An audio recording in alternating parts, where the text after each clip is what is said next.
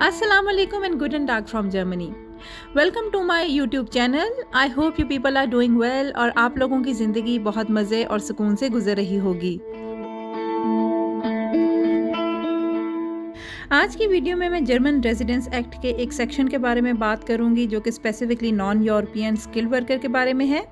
Section 81A जो कि fast track procedure for skill worker कहलाता है, ऐसा प्रोसीजर है जो जर्मनी के फॉरेन रजिस्ट्रेशन ऑफिस की तरफ से स्टार्ट किया जाता है. इस प्रोसीजर के एंड पे आपको advance approval of visa insurance मिल जाएगा, जिसकी वजह से आपके लिए वीज़ा हासिल करना बहुत आसान हो जाएगा.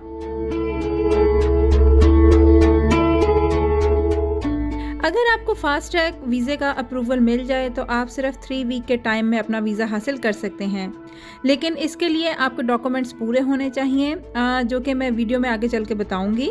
ये प्रोसेस दरअसल आपके एम्प्लॉयर की तरफ से जर्मनी में इनिशिएट किया जाता है, जिसके एंड पे एम्प्लॉयर आपको प्रिलिमिनरी अप्रूवल का सर्टिफिकेट देगा. इस सर्टिफिकेट के साथ आप एम्बेसी में वीज़ा अप्लाई करने के बाद 3 वीक्स के अंदर अंदर अपना वीज़ा हासिल कर सकेंगे. इस फास्ट ट्रैक वीज़े के लिए कौन कौन से डॉक्यूमेंट्स चाहिए और इस प्रोसीजर में कौन कौन से स्टेप्स इन्वॉल्व हैं, ये जानने के लिए स्टे ट्यून विद मी.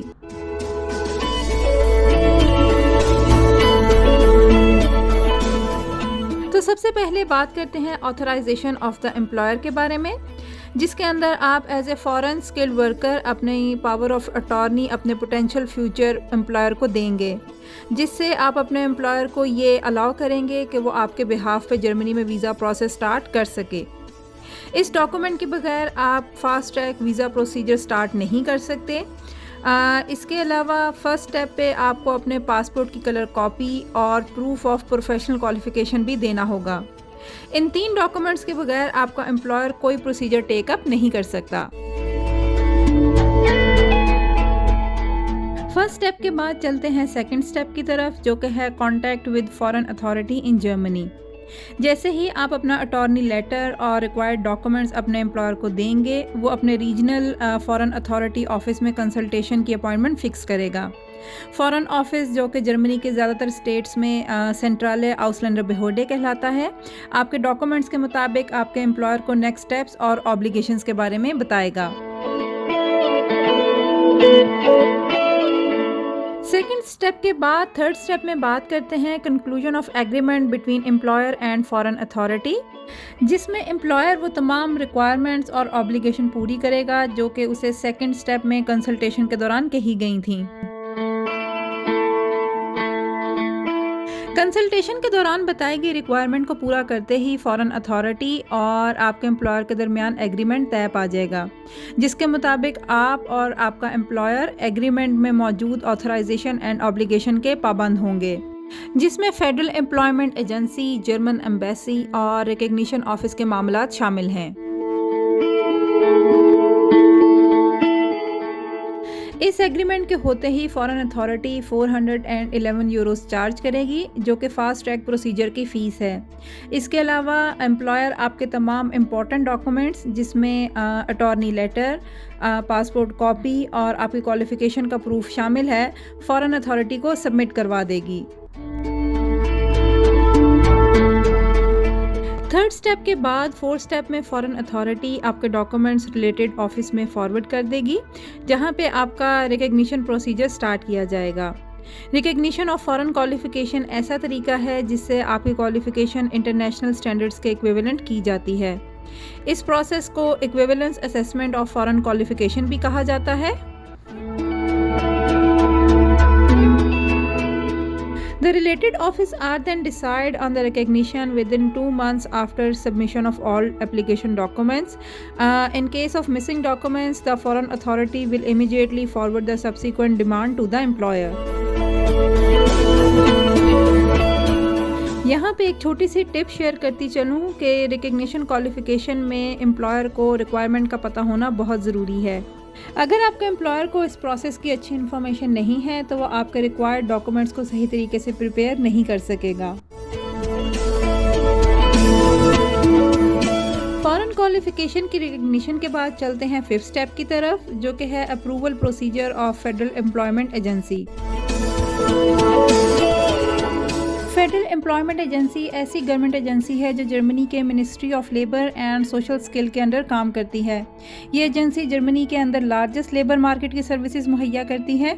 एक अंदाजे के मुताबिक तकरीबन 700 जॉब सेंटर इस गवर्नमेंट एजेंसी के अंडर काम कर रहे हैं।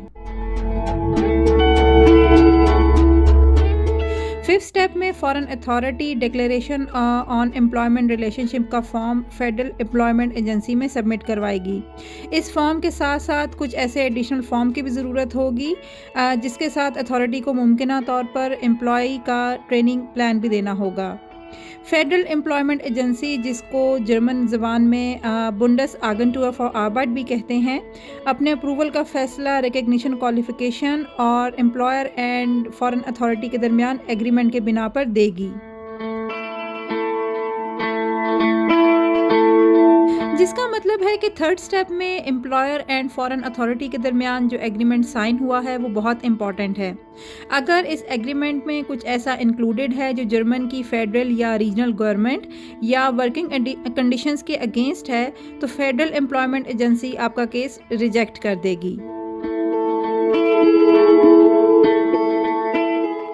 केस सबमिट करवाने के एक हफ्ते के अंदर अंदर फेडरल एजेंसी अपना फैसला दे देगी।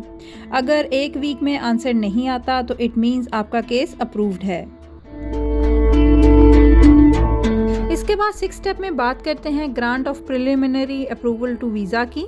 अगर आपके सारे डॉक्यूमेंट्स कंप्लीट हैं तो फॉरेन अथॉरिटी आपको प्रिलिमिनरी अप्रूवल टू वीज़ा दे देगी।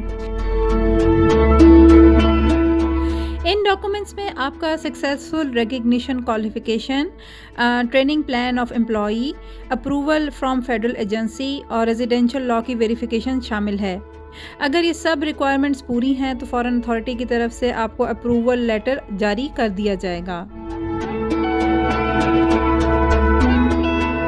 अप्रूवल वीज़ा के साथ आप अपने रिस्पेक्टिव एम्बेसी में अप्लाई कर सकते हैं। गुड न्यूज़ ये है कि अप्रूवल वीज़ा के साथ आप अपना वीज़ा सिर्फ 3 वीक्स में हासिल कर सकते हैं। Once you applied for appointment and embassy और consulate with approval visa letter, the embassy is then bound to give you appointment in 3 weeks. Furthermore, after appearing for interview on appointment date, embassy is bound to give its verdict for visa application in 3 weeks.